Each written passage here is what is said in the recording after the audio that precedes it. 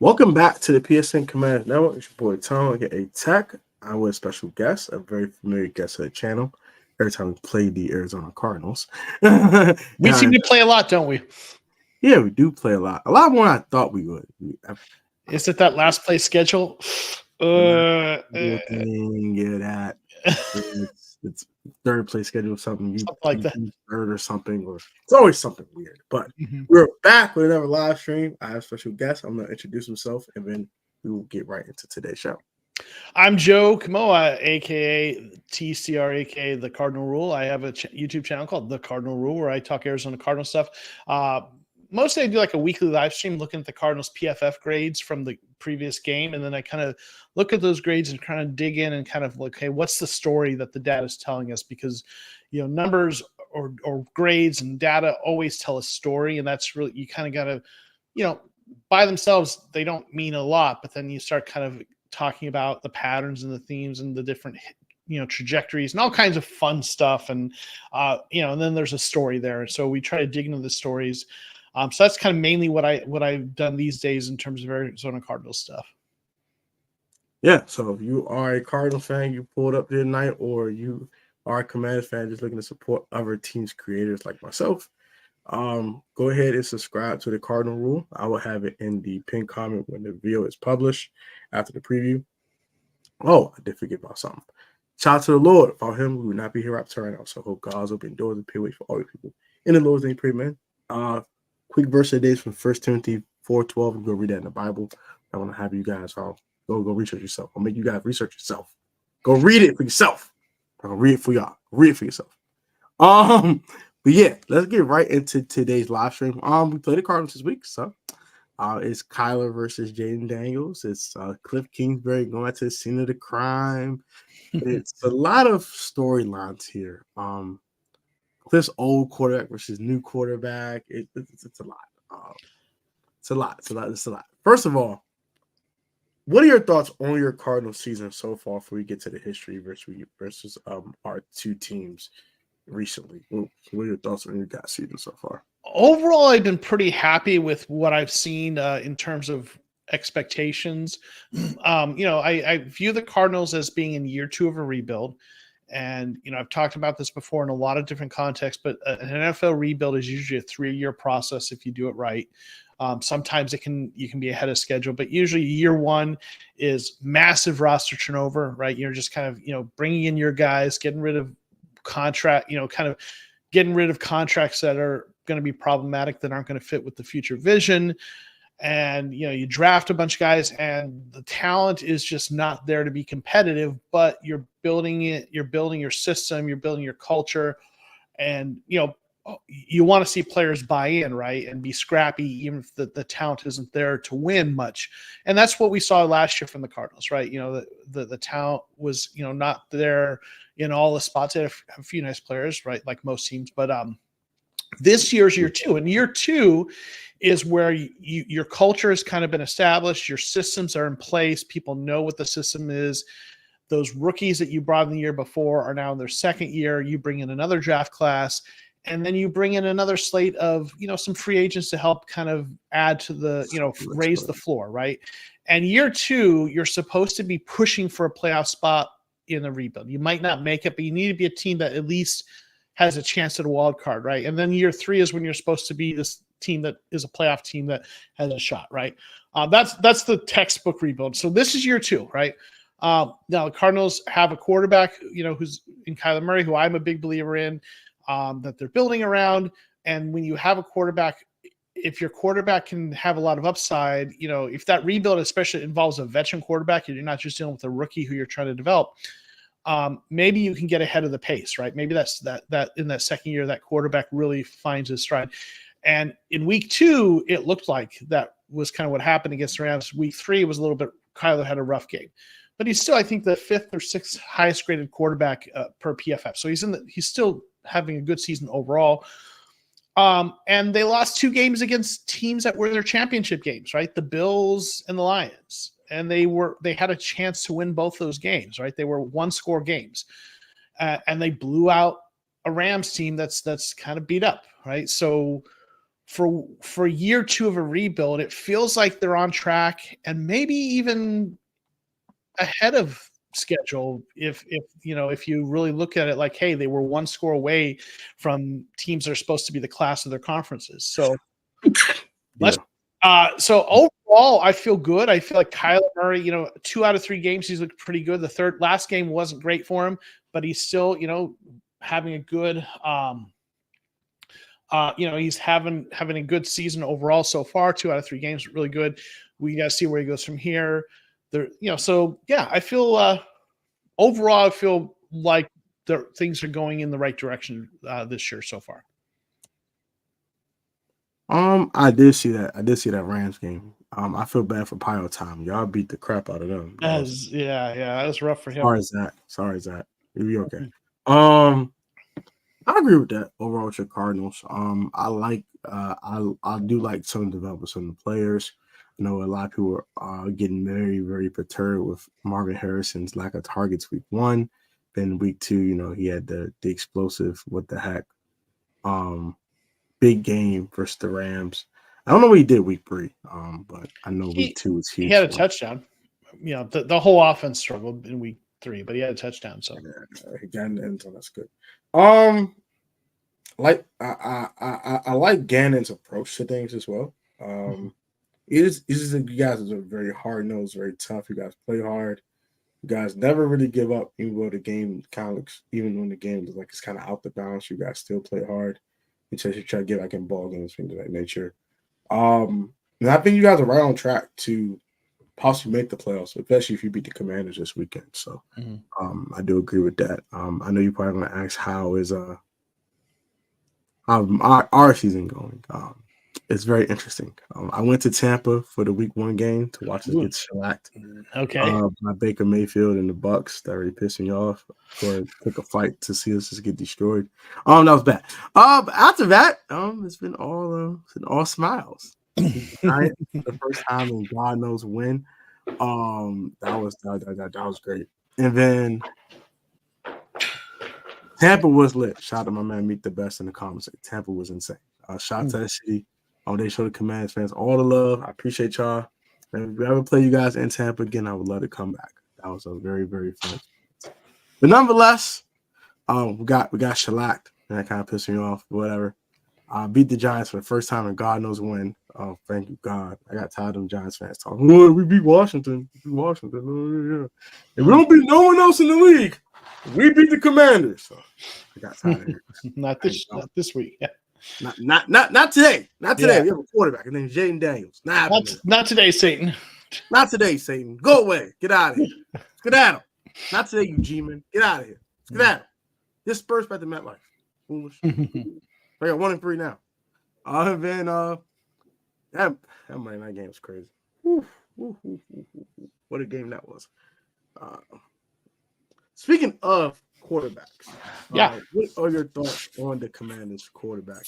I haven't looked at him closely. I mean, I know he had a really great game against, the Bucks, or Bengals.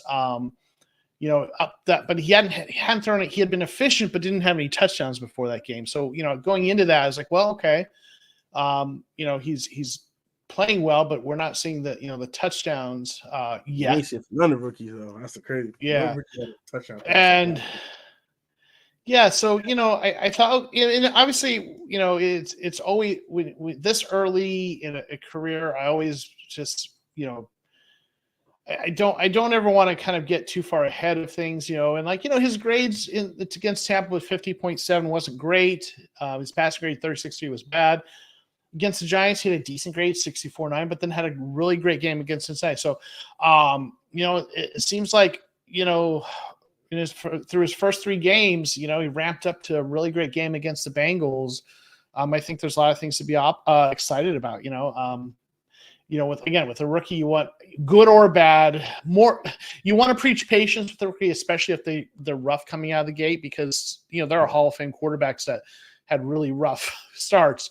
If they start out good, then that's really a good sign. And so he's got one really great game and an okay game and a bad game, right? And for a rookie, I'd say it's pretty good, especially when you consider And I'm not saying this to throw shade, but this is a roster that probably needs some work, right? So it's not like he's like, listen, if you want to, and I'm not trying to throw shade at this guy, but Caleb's got a roster and a half there, right? He's got some really good pass catchers in Chicago, and he's struggled.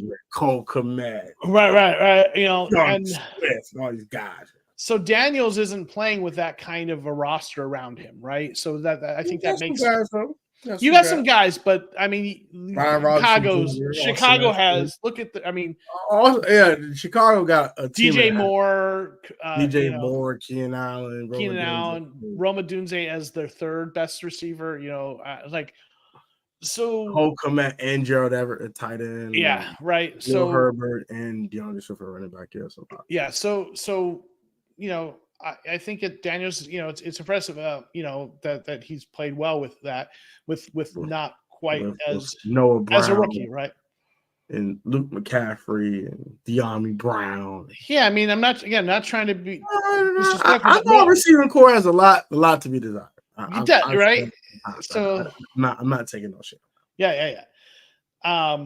So far, listen, y'all are 2-1. I'm impressed by that. And the Bengals, that's an impressive win, right? I know they're starting out slow in general, but that offense is crazy.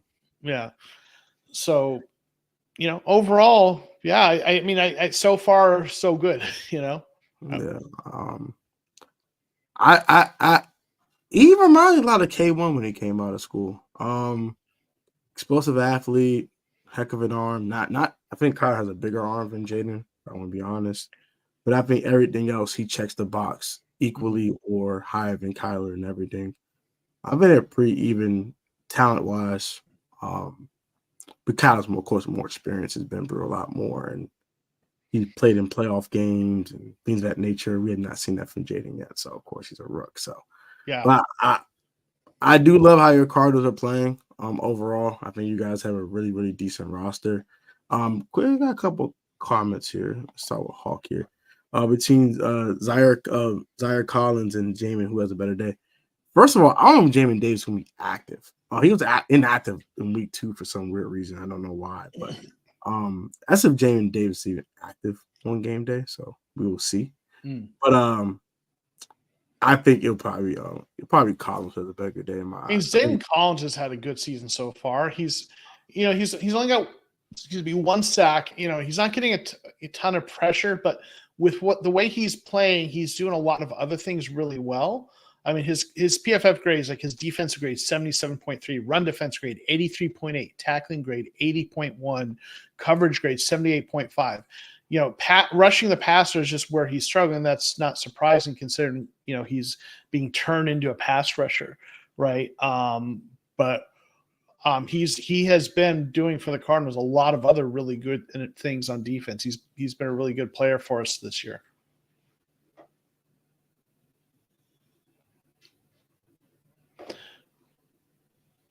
Interesting to hear. Yeah. So I'm gonna go with Zayden Collins too. Okay. Shocked me the best. Tampa was lit. Tampa was insane. Tampa was fun. They kept Jahan. Jahan ain't doing nothing in Philadelphia. He has 3 catches for 14 yards in 3 games. I don't hit none of them damn Jahan Dotson. No offense. I love Jahan to death. I am a big Jahan guy, but he's done nothing in Philadelphia to make me scream, we should have kept him. I'm sorry. Trading him what might have been the best thing to happen because Luke McCaffrey has more production with Jahan Dotson in 1 game. De'Ami Brown had just as much production as Jahan Dotson in 1 game. As long as the kids is out producing Jahan Dotson. And they're missing A.J. Brown. It's not like A.J. Brown play all this time and they had Devonta Smith the entire time. Like, it's no excuse for Jahan Dotson to not be yeah, I'm done with that conversation. You still my guy, don't meet the best. Still my guy. But I don't want to talk about no more Jahan. Jahan is going to make me angry. Can't believe I'm excited to see Emmanuel Ford effort. Let's go. I'm not excited about Emmanuel Ford. I'm not excited about that. Man, that guy's it's been rough for him. Yeah, my man got set to HEW hockey sticking back a couple times already. And generally, I think we need defensive tackle this week, and man out that week. Still need one. He still want to pass rusher. I'm sorry. That's no excuse to me, respectfully. But I do feel you, Red Wings. All right, so we're gonna look at the previous history we had between our two teams and how it's been so far over the past, let's say 10 years or so. We won't go further than 10 years. That's just too far. At that point, it's irrelevant. At that point. We played you guys last year, week 1, with Sam Howell with his not debut, I guess, but his second career start. First start of the season, his 2023 debut. You guys didn't have K1. You guys have had Joshua Dobbs at quarterback. And we won 20-16, which is interesting. 4 years ago, y'all beat the crap out of us.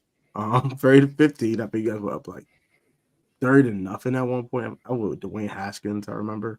That was just bad. But God rest his soul. We were down like 30-0 at one point. Y'all were like destroying us. It was kind of bad. 20 played you guys, won 24-6. I remember that game. I think that was Alex Smith at quarterback. Jordan Reed was still at tight end. That was Alex Smith's debut. And you guys were not a good team at the time. You guys were in complete rebuild mode. We won back in 2017. I don't remember who played. My fan, that was Kirk Cousins, I think. That might have been Kirk. Might have been Kirk that year. And then played you guys in 2016. Like, we played y'all a lot during this time. It's a lot. We lost that one 31-23. I mean, that was Deshaun Jackson, Pierre Garcon, Jordan Reed. I like a shootout for a little while, but you guys pulled away late. I forgot who was your quarterback at the time. In 2016, that still be Carson Palmer, I think. Yeah, Palmer. Yeah, I think it was Palmer. Palmer lit us up at the Christmas tree. And then finally, 2014, you guys beat us 20-30. That was also with Kirk Cousins as the starter. Well, it's generous of you only to go back 10 years because I see there's a whole lot of W's for you all there. So thanks. Jesus. Oh, yeah, it's a lot of – oh, my gosh. God damn. We're not going to do that. We're going to end at 2011. We're not going much further than 2011. Yeah, well, that's very generous of you. I'll leave that alone. We'll leave that alone. You just had to show it, though, didn't you? Just kind of like, oh, hey. No. Yeah, what's this over here? There's a whole lot of green down there, Tom. Excuse me. Oh, pardon me. I didn't mean to scroll all the way down there for that. I didn't mean to. I'm sure you did. Here. Sure you didn't. We will team. Okay. 1, 2, 3. We're 4-3 versus the Cardinals in our last 7 matchups. Oh yeah, thank you. That's very generous. Yeah. Before that, it was kind of bad. We'll leave it alone. We'll leave that alone. That did not exist, guys. Don't like you saw that. Okay. So speaking of bad, how you enjoying the Kliff Kingsbury era? It's been interesting. He has Jaden out here doing some good things, so I'm not going to complain too much. I think I don't like the bubble screens. So it's only complaint, but I mean, the bubble screens come with 38-point performances. I'm not going to complain too much. So that's that. Yeah, you get used to those bubble screens. You're going to see lots of those bubble screens. He loves those. He's like, yes, screen. Like, bro, look here. All right, look, bro. I know you like these screens, but I'm going to need you to calm down on me. I think you're over abusing them a little bit. I mean, I think that's another reason why I think Jaden Daniels is leading the league in completion percentage, which I think is absolutely insane at 80%. Never heard that day in my life after 3 games. This is the injury report. So, Kliff is doing a lot of good things. I don't like the bubble screens. I agree with that. Yeah. I love his play calling overall. So I like the bubble screens. Let's start with you guys. I know these say game status is just this, but we know that Trey McBride is out with the concussion. What are your thoughts on Trey McBride being out of this game, and how long do you think he'll be out for? I mean, hopefully, I think probably just the one game. Usually with the concussion stuff, it's a little tricky, but usually you don't see players miss more than 1 week. Sometimes, but I think he'll be back the following week. But I mean, he's becoming a star. He's arguably a top 3, top 5 tight end in the league, right? In terms of what he's become, and he hasn't put up huge numbers this year, but Harrison is kind of taking into that a little bit, cutting into that a bit, but he's been good and effective, and so that's going to definitely it's going to be missed. What he brings. Our backup tight end, Higgins has been, Elijah Higgins, he was a 6th rounder of, actually, I think Miami drafted him last year and then really cut him, and then we picked him up. And he's been good for us, as kind of as a backup. So, Gonna miss having McBride though, for sure. Speaking of quarterbacks, before we get too far into it, shout out my boy Rio Robinson. He posted something about PFF. Giving the highest graded quarterbacks outside the pocket so far this year. One is Kyler Murray at 93.7, Jaden Daniels at 93.2, and Josh Allen's at 90 even. That is crazy. And the two best outside pocket quarterbacks are playing each other this week. That's kind of interesting. I just want to point that out real quick. I think Trey McBride's a huge loss for you guys. Trey McBride's an absolute dog. He's probably one of my favorite tight ends in the league.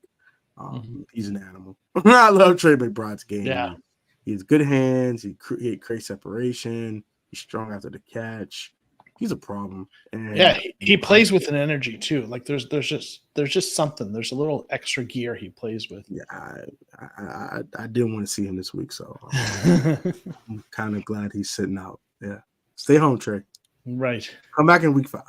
I know I don't want you torching the Commanders secondary. Please, I appreciate that. Khyiris Tonga is also out with the knee injury. Now, I'm not familiar with him like you are. You are a Cardinals fan. He's a nose tackle for us. He's been solid. He's kind of part of that rotation. He's not a elite player, but he's played well for us. We have Roy Lopez, who's the kind of more of the starter, but Tonga's our defensive line hasn't been great. And he's been one of the few players who's played reasonably well. So, don't like not having him there. That's for sure. Okay, and everyone else is good to go. So we want to talk about the rest of the guys. You guys get Kelvin Beachum back, which that's huge, right? Because I know that right side wasn't looking too well in week 3, in the week 3's game. So our right tackles, that were on our third guys from the practice squad we elevated and they struggled. And I think that was probably part of the reason the Cardinals lost is they couldn't do the things they would normally like to do in the running game with the blocking schemes with those guys and. The running game wasn't real effective. So, yeah. Yeah, guys, of course, Marvin Harrison Jr. is playing. He's an absolute stud. I'm scared. I'm scared. I'm so scared. Putting 13 on 18 sounds scary. I'm not going to lie. Dante Stills is playing, and Dennis Gardeck is also playing. So, you guys are fine over there besides Trey McBride and Tonga missing the game. As for us, the good guys, no offense. Jameson Crowder's out with a calf injury. It's not a huge loss. But Crowder is a good guy for punt returning and also special teams help when it comes to returning kicks and punts if need be, and also is a good wide receiver at his season age of 31 years old. So Crowder is not a big loss, but he is a depth loss nonetheless. Big loss is Austin Eckler. This one kind of hurts. The concussion he suffered Monday night, that kind of sucks. That sucks. I don't know if you're keeping up, but he had a 100-yard return that got called back in week 2 because of a penalty. And then last week he had a 70-yard return that actually stuck. He ran for a touchdown. He caught a 20-yard pass. Austin Eckler still got the juice, man. He still got the juice, man. Still got the juice. Nice. Juice ain't going nowhere. The sprained ankles happened last year. Yeah. But Kliff Farrell's out with a knee injury. This is a big loss. He's our starting defensive end. He's the best pass rusher in the world. I'm not gonna lie, but he's great in the run game. He's an effort guy. He's an effort sack guy when he does get sacks, and he's a guy that sets the edge in the run game. I know you guys like to run the ball with James Conner a lot, so that'll be a heavy loss. So you got to run outside. Javonte Jean-Baptiste might not be able to set the edge like Kliff Farrell does. So that kind of sucks. Marinos is playing. Jer'Zhan Newton, our second-round pick's playing. Emmanuel Forbes is playing, unfortunately. That sounds so bad. So for first-round pick, unfortunately, he's playing. But unfortunately, he's going to suit up Sunday. Benjamin St. Juice, chest, he's going to suit up. Quan Martin's going to play with the elbow. Something's always been up with Quan Martin this year. I don't know, something. It's always something. And then Sam Cosmi, this one scared me. I was like, oh. SHIT. Sam Cosmi better not miss this game. You better not. Sam, get your $20 million guard butt out there, boy. I need you out there. That extension. Trot your ass out there, boy. You don't trot your ass out there, boy. I'm scared, boy. Scared. I was like, boy, you don't trot your butt out there, boy. I'm gonna cry. I don't want to see. I don't want to see no backup guard. I need Sam. I need my rock. That's our rock of our offensive line. He had the Achilles. There's some Achilles tenderness, what I've heard. He's gonna go, so that's good to know. So Crowder, Eckler, and Farrell out of our game, and everyone else on this injury report is good to go, including our second-round pick, Jer'Zhan Newton, which I liked how he played a lot. He's actually outproduced our two $20 million tackles in Deron Payne and Jonathan Allen this season when it comes to tackling. He has more tackles than both of them combined, which is absolutely insane. We won't talk about it. I love Newton coming out in the draft, and he was a guy I was hoping the Cardinals would get, but the injury history is the thing that kind of caused him to kind of slide a little bit, I think he'd probably be a top 20 pick if it wasn't for that. I was getting him at 36 was a steal. I was like, whoa, got this guy. Oh, Jer'Zhan Newton. Hold on now. I like this one. I like Mikey Sanders still too. He's been struggling a little bit, but I hope he can start to get it going a little bit. He's been great in the run game, but he's been struggling in coverage. Probably been a little lost in the sauce. A lot of guys been lost in the sauce. Whole secondary is lost. Forbes always lost in the sauce. St. Juice the only guy that doesn't feel like he's lost in the sauce 100% of the time. Everyone else is. Quan Martin's lost. Freaking Jeremy Chin be getting cooked, deep fried, sauteed, whatever you want to call it. All of them have been getting their share of getting cooked. All of them. So I am scared crapless of your number 4 pick, Marvin Harrison Jr. Sunday. I am scared crapless. I'm starting him in my fantasy league. Yeah, you just go ahead. Go ahead. So I have 100 yards and a touchdown. Just 100 yards and a touchdown? Just one touchdown? I at least. Yeah, it right. could be more. It could be an AJ Brown week 4 performance from last year. 8 catches, $150, 2 tubs, or something. It could be something insane. It could be. I am scared. So I'm gonna ask you now. What are 2 keys for you? 3 keys offensively and 3 keys defensively for you to get back to 500. Okay, great question. So I think offensively, the first most important key Sam Howell is right. So the first key offensively is they've got to get back to running the ball well. They really had a hard time running the ball. They didn't run the ball as well last week, and I think against the Lions. Might be your elixir. Yeah, and I think Kyler didn't have the most effective game. He was pressing a bit, but I think the fact that they weren't running the ball contributed to that. He was playing from behind, not in disadvantageous situations, and just when they couldn't run the ball was putting a lot more pressure on Kyler, and he pressed. And when he presses, sometimes he has a bad game. So running the ball is absolutely the first key. So, and if you want to drill that down, I think having Beachum back hopefully helps that, because he's more experienced, and maybe they'll be able to do what they want to do, running the game a little more effectively from the blocking side of things. Connor's a beast, so if they can give some blocking, I think that'll be really good, right? So the second key is going to be, I think, taking advantage of your cornerbacks, right? That's an area that, as and I think your fans know, it's just it's an area that y'all are a work in progress, right? It's a little bit that way for us. I feel like we're getting better cornerback play than you are when you look at the grades right now. You're like, it's not a high bar, right? Yeah. So I think, taking advantage of that, with Marvin Harrison Jr., but also potentially, Michael Wilson or Greg Dortch, but taking advantage of that.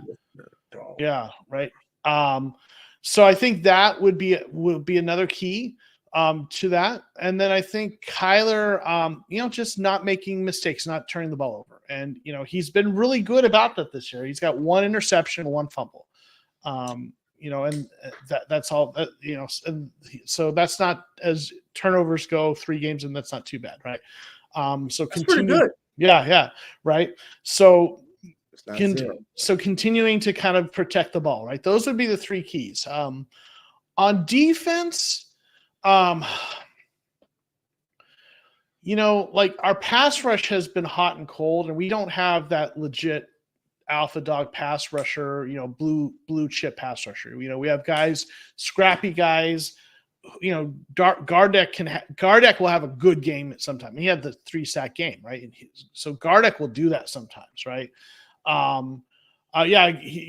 Daniels has no picks and only 2 touchdowns, but he's been efficient. Yeah, no doubt.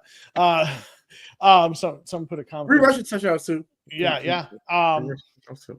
So On defense, I think finding a pass rush, which is often, for the Cardinals is hot and cold. It's who's going to step up and pull that off. When when they've been able to find a pass rush, they've won. But that's going to be consistent for them. So I think that's one of the keys for us. I think I think this kind of is the inverse of what I would think would be a key for you, but for us, having our defense find a way to contain Jaden Daniels, in terms of the running, especially. I think, our on the coverage side, we've done a decent job this year, but teams have run on us at points, and that's kind of, our defensive line is one of the weaker spots on our defense, both in terms of run stop and pass rush. So, and our linebackers have been inconsistent. So another key is going to be containing Daniels in terms of the running side of things. That's going to be another key for us as well. And I'll just say the third key is, Buda Baker being Buda Baker, right? Buda's going to be an enforcer. He's going to make some plays. He's going to find his way through traffic and tackle the guy in the backfield. He's just going to do those kinds of things. And so he needs to keep being Buddha. So those would be my three keys offensively and defensively. Okay, so I think offensively for me, first off, is to establish a run game. Because for one, if we can't run the ball, it's been a long day. Number two, we need offensive balance just because we don't need you guys pinning your ears back and Gardeck and saving Collins and these guys getting to the quarterback. So that allows us to do that. That would be great. For one. For two, gotta be efficient on first and second down so we don't get in third and long situations. Staying ahead of the sticks is something that Kliff and Jaden have been pretty good at the first 3 weeks of the season overall. So staying ahead of the sticks and not being third and long so you guys can pin your ends back would be great. And finally, number three, protect the Duke, man. Protect the football, man. Jaden has no turnovers, no fumbles, no picks. Kind of like to keep it that way for a fourth week, if you didn't mind. So protecting the Duke is huge. Defensively, I'm not gonna lie to you. I know Michael Wilson can play some football. I know Greg Dortch is cool.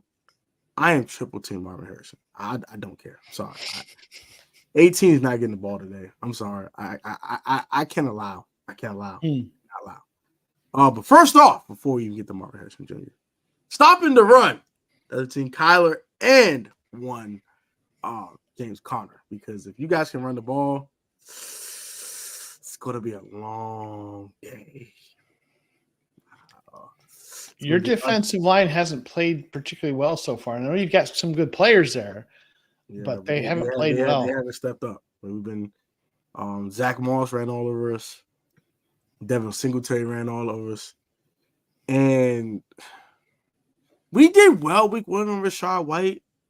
Bucky Irvin had some hits late in the game. We already gave up the game. Kind of just hit the quit button at that point. Hit the exit game button on Madden. We're out of here. Game's over with. So, though I think that kind of leaked into the Giants game, and that leaked into the Bengals game, and we gotta stop the run. We just gotta stop the run. Like, can't let everybody run on us. That's not good.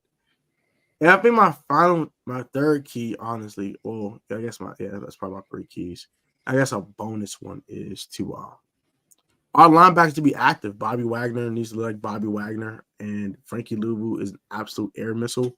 He needs to continue to be that because he's the one of the very few bright spots on this defense. He's been an absolute animal, a little over anxious at times to make a play.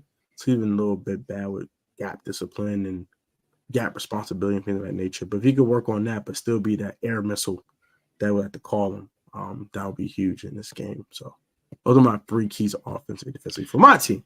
Nice. Well, just like you talked about how the Cardinals they can pass on your cornerbacks, you can run on our defensive line. Like that's like kind of like whereas our receivers have a good chance against your weakness. Your running backs have a good chance against our weakness, right? In terms of that.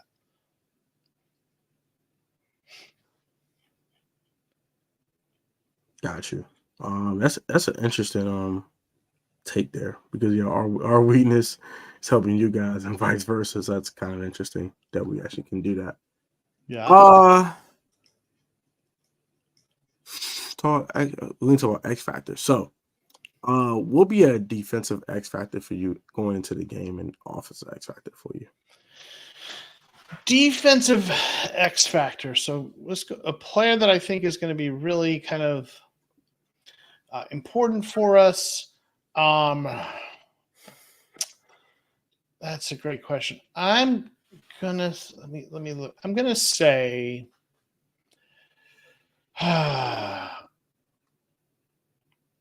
I'm going to say Jalen Thompson. And he hasn't, and this is not because he's our best. He's a good player who's been having a little bit of a down season, actually. You know, his grades are down a little bit, and he's been giving up some separation. So he's going to draw some coverage matchups. And if and he's a guy that, they usually expect to do some cleaning up kind of on the back end, right? And and we've got some young quarterbacks, right? So I think if we can get a good game from him, I think that that can really help shut down your passing game if he can play well.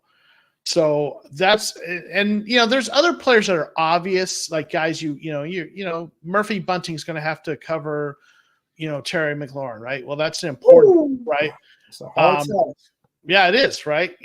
But Bunting's player, okay, right?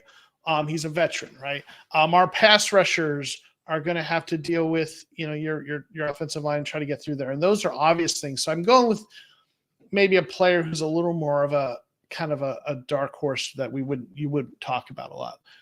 On the offensive side, I'm going to go with another, like, hey, this is a guy who's like, not a guy everyone's talking about, but and that's going to be Elijah Higgins, the tight end who's going to be likely getting those reps. Yep. With McBride out, and he's had some nice plays for us, had a touchdown or two, and he's been a good player. So if he can, if you all are focusing on Harrison Jr. and stuff, and Higgins can kind of get in there and kind of, beat up, your secondary a little bit, that could be a huge factor. Yeah, I agree with that. I'm gonna start with defensive. I think defensive X factor is I'm gonna say Allen and Payne. They gotta play better. They've been playing like cold garbage. I'm sorry, I don't care what no one says. I get tired hearing this excuse. Well, they're getting double teamed. They're getting double teamed. They're getting double teamed. What are you expecting to do? They eat up double teams. What else would they do? Deron Payne hasn't been as bad as the stats have been saying. The PFF grades have been terrible. But John Allen, I don't know what the hell's going on with him. I don't know. I don't know, but I need no more weak speeches, more play on the field, and more production, please. I'm getting tired of the weak speeches. I'm trying to refrain from cursing on this channel. I'm tired of these weak speeches. Tired of these weak, no, screw it, whatever. Tired of these weak ass speeches. They get on my nerves, okay? I had enough of them. No more weak speeches and more play. Mr. Jonathan Allen, sir. More play, sir. God darn it. Now back to the offensive X factor. You didn't talk about this guy. I'm surprised you didn't bring him up. One Brian Robinson Jr. I'm surprised you didn't say his name. I mean, I mentioned your running game in general.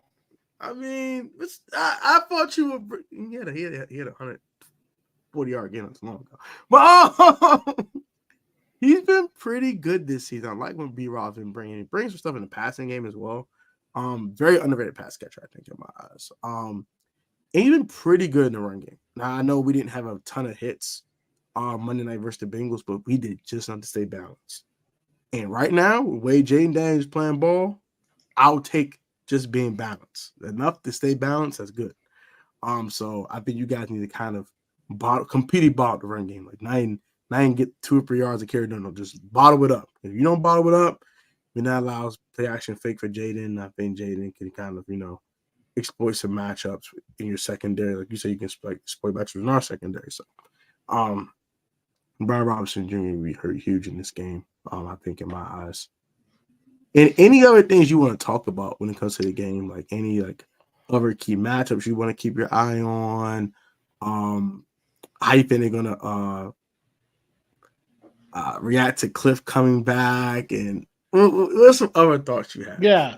Well, I mean, and this is, this the for the Cardinals fans and Cardinals media, it's been the big, Kliff coming back, and that's been the storyline, right? And really, what really people really talked about is the whole Kyler Murray and Kliff Kingsbury relationship, Kliff Kingsbury, yeah, and and neither of them are taking the bait, right? They're both, No. and I the think, big though. and I think like Kliff obviously tried to recruit Murray unsuccessfully into college, but they knew each other, and then he wanted to draft him, and he's been a big believer in Murray, and it seems like from the best I can tell is that Murray got frustrated with Kliff because of the lack of winning, the lack of success, and maybe also Kliff didn't coach him as hard as he would wanted to be coached, because it seems like he's really embraced the really tough and coaching he's getting. They're really challenging him, right? And I think Kliff, and if you saw there was that whole documentary about Johnny Manziel, and really the impression, Kliff was interviewed in that at points, and the impression I really got coming out of that is that Kliff was just a really kind of a not a real disciplinary, very much a player's coach, and players like him as a person, and he seems like a good dude. But I think what happened with Murray, and this is something y'all need to think about, you like him now and your fans like him now, but what happens with Kliff is you like him at first, but then if you're someone who wants to win and wants rigor and discipline and accountability, over time you just don't see enough of that, and you get frustrated. I see the comment Kyler was immature. That's a tired narrative. I would say that is such a tired. Get something original. Get something original. I don't think. Everyone's a little immature at that age, but everyone's a little immature at that age. But that's everyone is at that age. Yeah, Kyler's was not uniquely immature. Sorry, that's a lazy narrative that the media throws around, and that he wants. No, it is not true.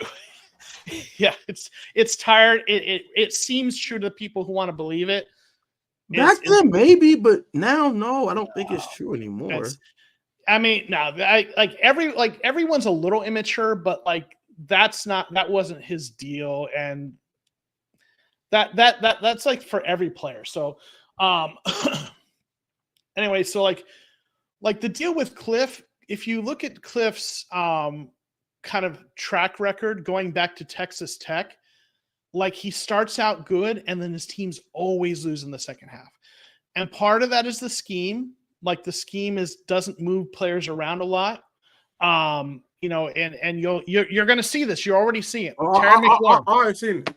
Terry McLaurin don't move at all. Yeah. So what ends up happening is the defense becomes predictable, but also what happens, I think, is over time, the lack of discipline and accountability that in terms of what he doesn't really command, kind of down the stretch, things fall apart. So, I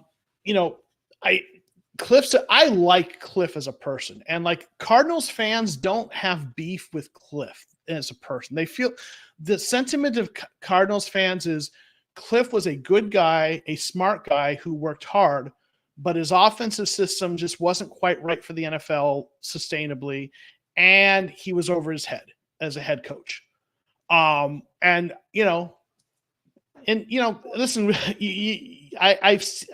there's a little bit of a warning I'm going to give you all as Commanders fans, that it looks good at the beginning. It looks good at the beginning, and it falls apart. So, we'll see down the road. So, but we're, so that I think. But here's the people have asked Kyler, and he's not taking the bait. He hasn't thrown his former coach on the bus, and Kliff, had a really positive response. So they're all professionals, but Kyler is thriving under this new coaching staff, and there's a really great relationship with them. So, I mean, listen, your argument is your opinion. So, I think it's arrogant for someone to say that my argument is true. So, it's hubris is great for this. So anyway. Yeah, I mean, God bless you, Nello. You believe what you want to believe. My whole thing about the Kyler thing, I just think the only thing I didn't like about it was the whole studying habit thing. But like once he got that together, I think he was fine. All 22, 23-year-olds are immature. I know I was.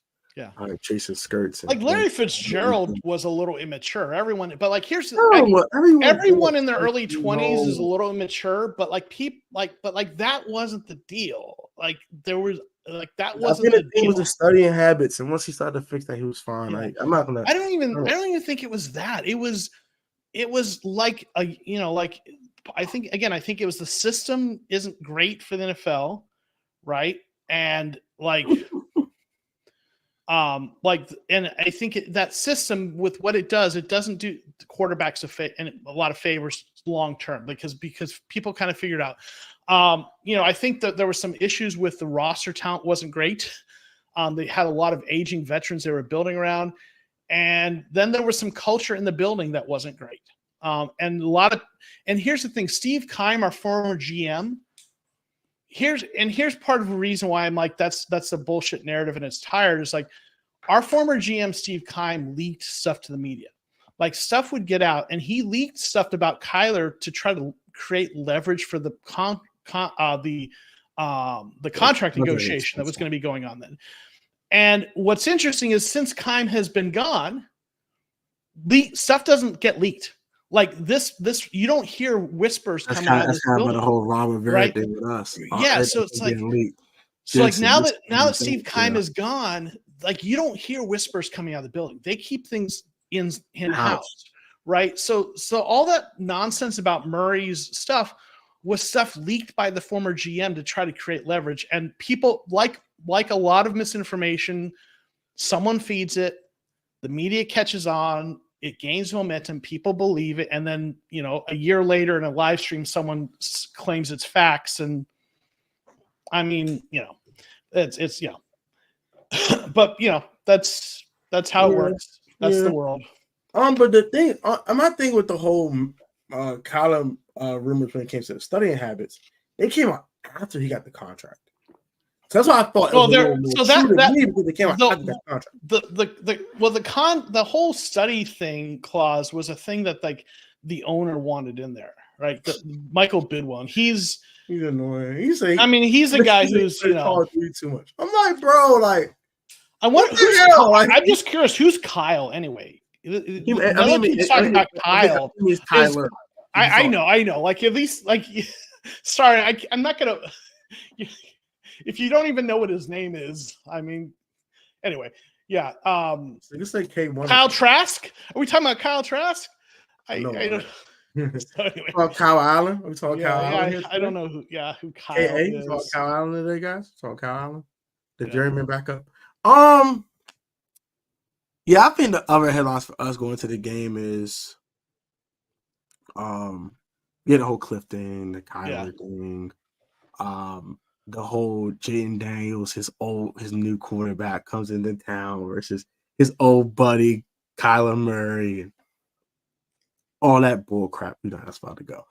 So I think those are a lot of kind of other headlines on our side, and also the development of Jaden Daniels is probably the biggest headline for us this week because this kid has a NFC Offensive Player of the Week award already, and 2 Pepsi Zero Rookie of the Week awards, and we're in week 3.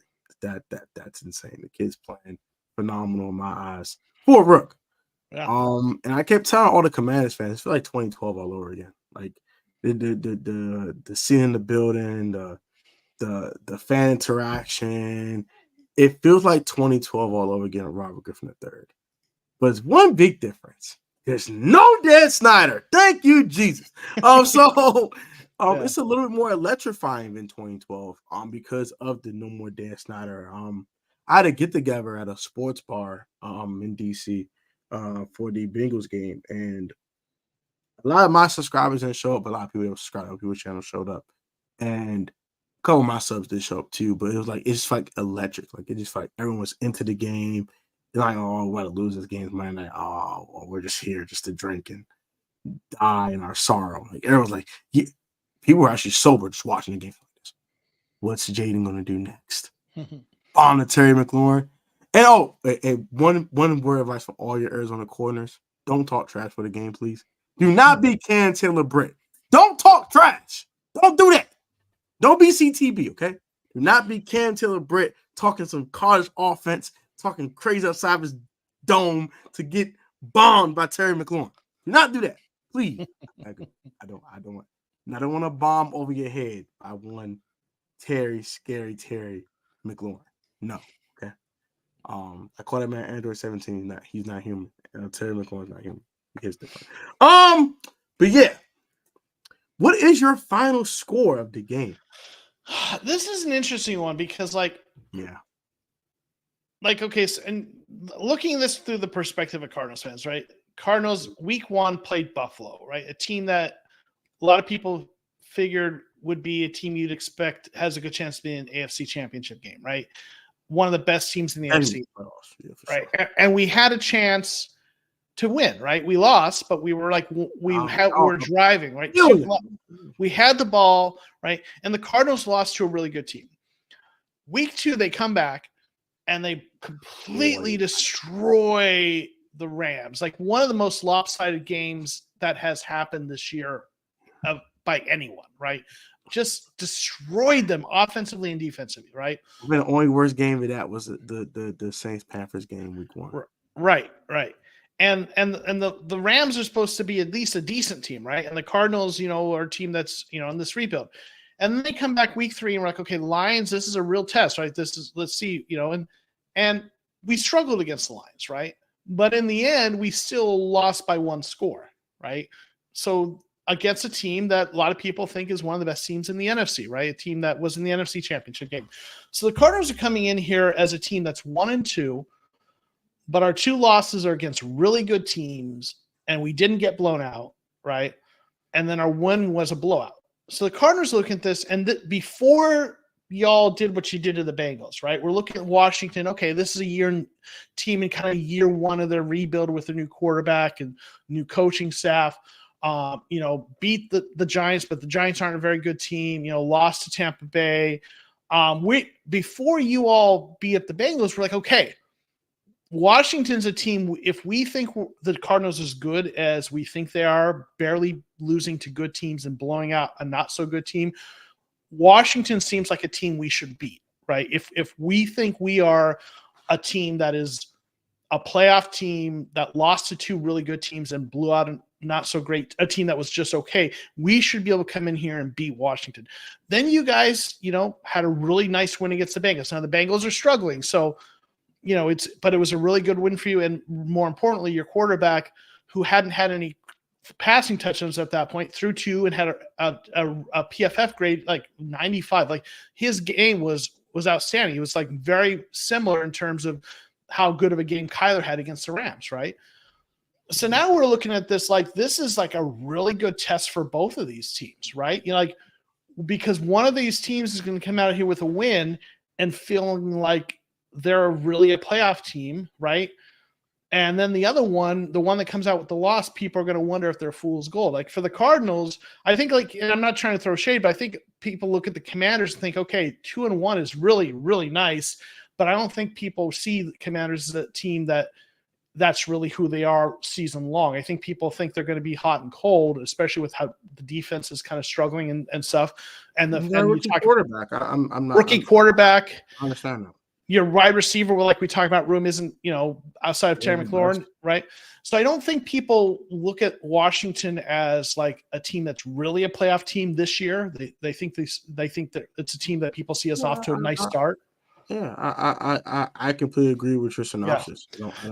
I had it 8-9 before the season started. So so I'm not saying that to try to throw shade, but yeah, and that's just looking at the roster. So I think like if the Cardinals lose to the Commanders, I think people say, okay, Cardinals really, this is a team that despite the record is not, we lost to losing to Buffalo and Lions is very different than losing to Washington, right? You know, at this where you guys are in your rebuild stage.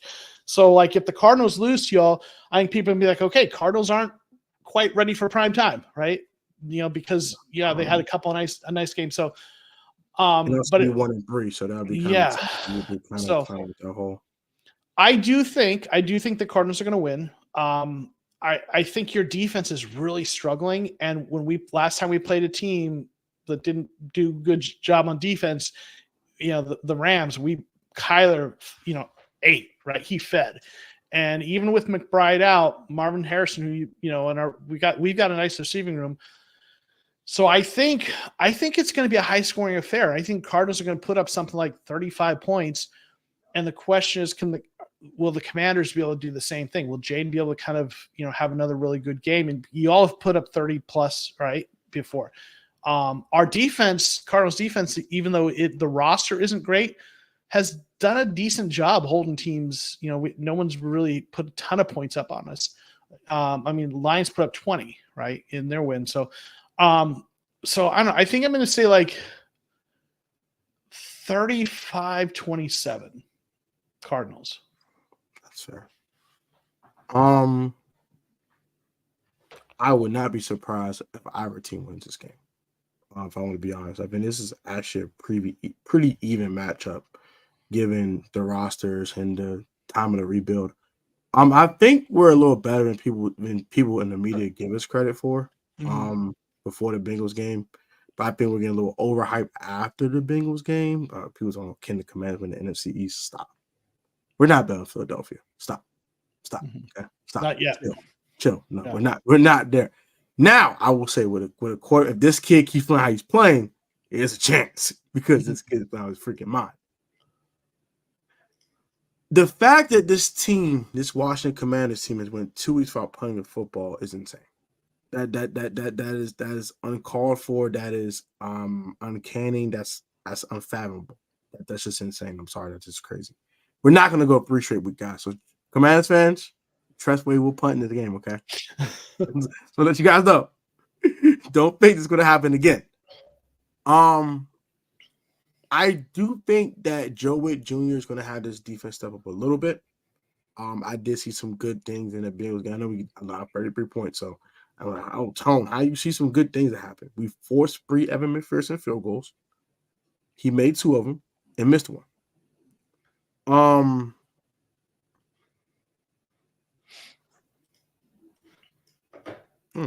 That's just a couple. We're gonna ask you a question. Yeah, no, I saw that question. That's a good question. Yeah, I'm gonna answer a question right after this one. Yep. But after this, so I think it's gonna come down to who has the ball last. I really believe that. I think Jaden has the ball last. He's gonna go down there and get a game-winning field goal. The game will be tied at, I'm gonna say 28 apiece. Commanders win with a game-winning Austin Seibert field goal. 31-28. Walk-off score. Commanders go to 3-1. Now, this can go the other way. If Kyler has the ball last, we're losing. If Jaden has the ball last, I believe we win. That's how I think it goes. Last possession. I think it'll be a slobber knocker. I don't think anyone's going to separate themselves too far from the other team. I think it's a pretty even match game. I think our wide receiver core is better than giving credit for because of the names on the roster. Like, who the hell is Luke McCaffrey? Who the hell is Noah Brown? Who are these guys? Who these guys are? Who are these dudes? Who is De'Ami Brown? I don't know who this guy is. Who is this dude? We miss Jahan Dotson. Who's these guys? I don't know who these guys are. I know Jahan Dotson is. I don't know who these guys are. So it's tough to say our receiving core is going to go and make some plays. I do like Noah Brown a lot. He's been pretty productive the last couple of years. He had like a 2-game stretch last year, like 300 yards in 2 games, something like that. It was something insane. Yeah. And I think he's going to step up and make some plays for us. I think y'all going to do your best to take Terry away because you take Terry away, that's kind of huge. But we saw what Cam Taylor Brady could not do so. So I don't know how your best corner is going to do what he does versus Terry McLaurin. I think that's going to be very interesting. But I think 31-28, who has the ball last? I'm just going to say the Commanders had the ball last out of all bias. And you're a fan, you If got to. Kyler has the ball last, we are screwed. Screwed. Royally. But if Jaden has the ball last, I have faith in JD5 to go get it done. Yes. I love this kid, man. I love this kid. But you guys haven't had a good quarterback in a while, I think. So it's Kirk Cousins the last. Yeah, he was decent. Yeah, he was good. Yeah, Kirk is pretty good. After that, Ashif had one okay year, and he broke his leg, and Dwayne, and Case Keenum, and Colt McCoy, Carson Wentz, Taylor Heineke, rough. Kyle Allen. It's been bad. But we see what a franchise quarterback can do to help a team when the team has some spots. So let's answer these questions, and then I'm going to go ahead and wrap it up and let you enjoy your evening with your family. What's the likelihood we see a Jay Gruden Tampa Bay versus Oakland Raiders type game? Or John Gruden. Or when it comes to Kliff? Oh, that's actually a pretty good question. Yeah, I mean, are we talking like the Super Bowl? Yeah, I mean, I'm not sure what do we mean by like just like where the quarterback. I mean, because John Gruden's Tampa Bay team had what his name Johnson, the quarterback who was like Brian Johnson, and then and they had in Oakland had Rich Gannon, who won MVP at like 100 years old. I'm not sure what. Yeah, I'm sorry, not sure what you mean by what type of game that would be. Maybe I don't remember that game well enough to know what it was like. Yeah. That's a shootout.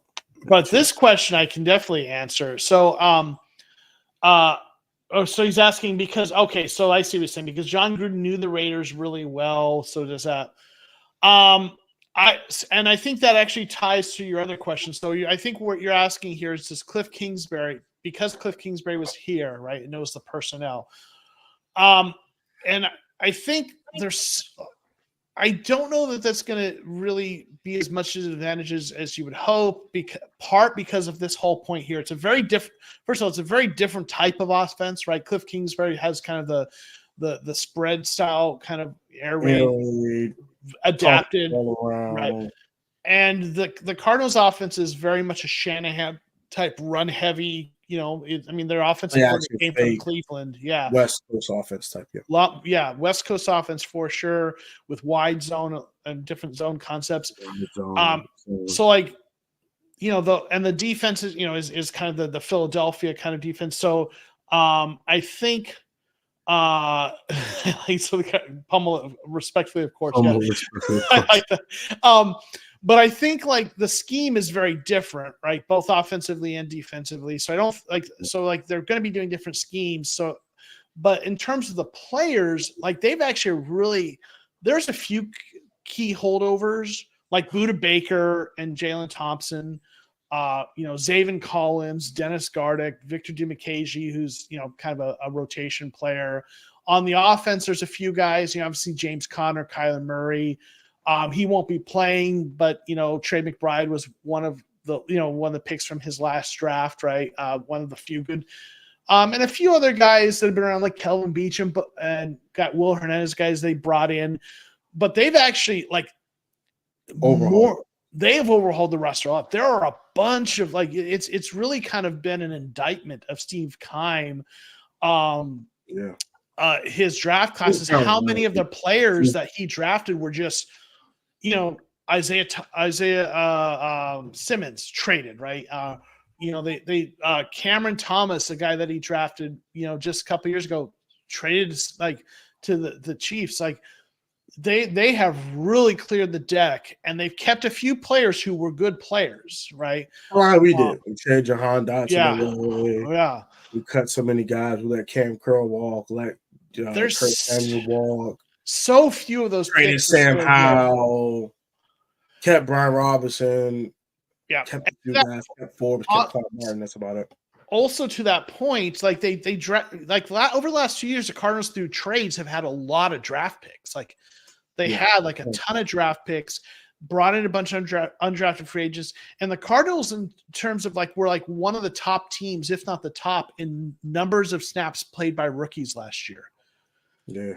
So they were getting their guy. They're getting young guys in here and getting snaps. So the roster turnover has been pretty dramatic, aside from a handful of good players that you're going to keep, no matter what.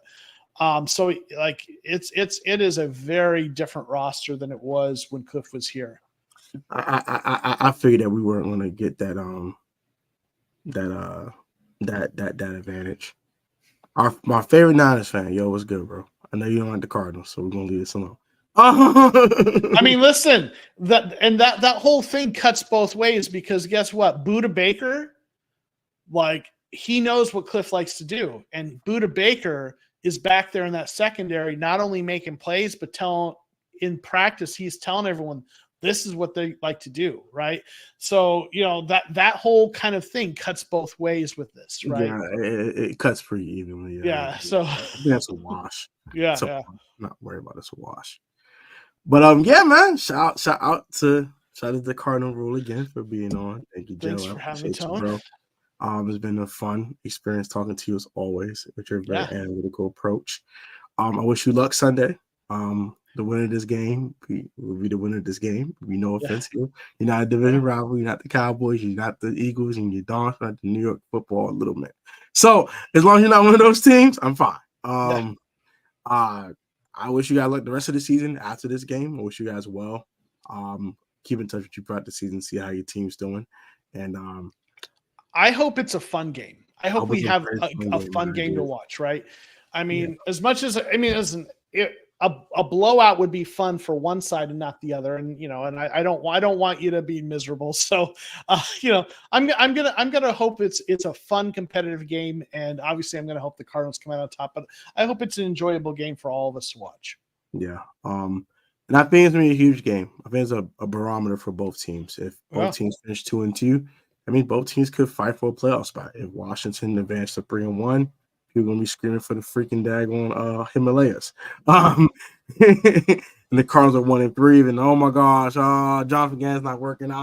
This I will tell you. We know how it's gonna go. This to me is a very important game for the Cardinals, because they have a tough. Their first 6 or 7 games are tough, and you look at it, and this is one of the teams as a Cardinals fan. You look at it like this is a game we should be able to win. You know what I'm saying? And then Buffalo, Buffalo, the Lions, and the Rams, we blew up the Rams, but the Rams are a division rival that's had our number. So going, and then we've got some good teams coming up. I'm sorry? You end the Rams season. I feel bad. You ended their season effectively. I'm bringing it up real quick, but I want to just tell you why this game is really important for the Cardinals, because, after this, we have the 49ers, then the Packers. Right now, Jordan Love probably won't be back for that. Maybe he'll be back. I don't know. The Chargers, right? Those are some tough games, right? Then we have a stretch that gets a little easier. The Dolphins with Tua still out, that right, and then the Bears, with the rookie quarterback. But like this first 6 or 7 games: Bills, Rams, Lions, Commanders, 49ers, Packers, right? You look at that as a Cardinals fan, like, the Commanders game is the game you look at that, and not trying to throw shade. That's the one you're like, okay, that should be a W, and we need to find a way to win some of these other games if we want to have a chance at a playoff run this year. So yeah, it's a really important game for the Cardinals. And as for us, we're playing with house money. Yeah. We're year one to rebuild. Dan Quinn just got here. Adam Peters just got here. Overturn the roster, overturn the culture, getting all these Ron Rivera guys out of here. A win for us here would be huge. It'll be huge, and for the momentum of the new regime, things of that nature. But a loss wouldn't hurt us like it would hurt you guys. So, I think it's great to put the house money, because you guys are in year one of a rebuild, right? And you're overachieving already, and that's good, right? That's awesome. So any wins are gravy, and year 2 or 3 is really where you expect to be making the playoff push. So, yeah, I think next year will be the year we'll be looking for some real expectations. But that is going to do it for tonight's live stream. Shout out to all you guys that pulled up. Appreciate you guys for all your support.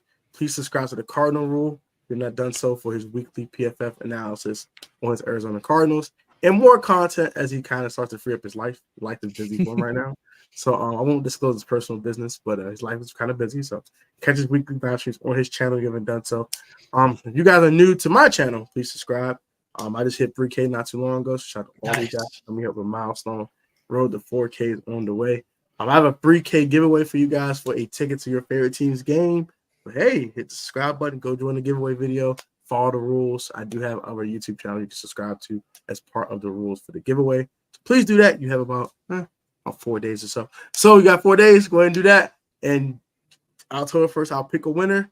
I'll buy your ticket on stream, and then that'll be that. So yeah, guys, be easy, be safe, have a good night, enjoy your weekend. If you're outside, please be safe. Things are crazy.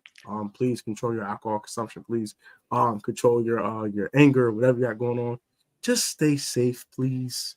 Get home in one piece and get home safely. And have a great night. Have a great weekend. And I'll catch you guys post game. I probably catch you guys late Sunday night. I have something to do Sunday. It's an all-day event, so catch you guys Sunday. If you guys want Joe back on the channel for a post-game show, let me know in the comment section down below. I would love to do that with my guy Joe. Let me guys know down in the comment section. Have a great night, and I'll catch you on the next one, man. Peace. Peace.